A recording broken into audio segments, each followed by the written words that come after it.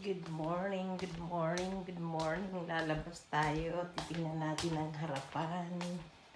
Kasi marami na naman tayo guys, marami na naman tayong bulaklak. So, pinutol natin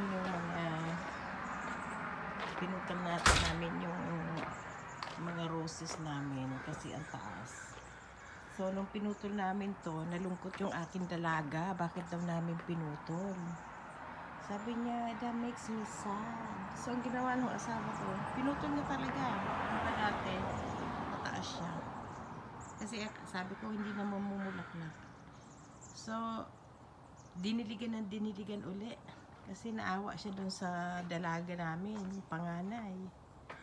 Aba, namulaklak na naman uli siya. Oh, ang dami-dami. Dami-dami niya na naman bulaklak. Kaya sabi ko sa kanya, ayan anak, may mga bulaklak din kami dito. Ang cute. Ano yung itsura niya. Ayan pa. So, umaga-umaga, tulog pa yung mga kapitbahay. Tingnan nyo guys yung lumabas na ako. Ayan o. Ang dami-dami na naman uling bulaklak. Ayoko na siyang kunan. Ini-enjoy ko na lang siya.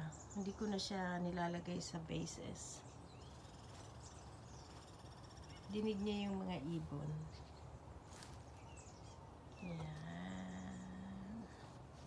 Marami kaya ako dito mga paisa-isang bulaklak. O, diba? Meron pa ako dito.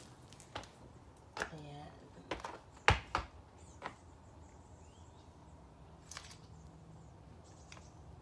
Meron akong celery. Meron din parang halaman na lang. Ito pa. O, diba? Ayan guys ang aming neighbor. May dumaan na sasakyan. Tahimik. Sasakyan niya na aking anak na sa Chicago. Ayan. Ang ganda ng neighbor namin. Diba? Ito naman, naglinis kasi ako ng sasakyan kahapon. So, pinatutuyo ko. Napasad na tayo. Sara ko lang siguro ito. Bumili ako ng fortune plant.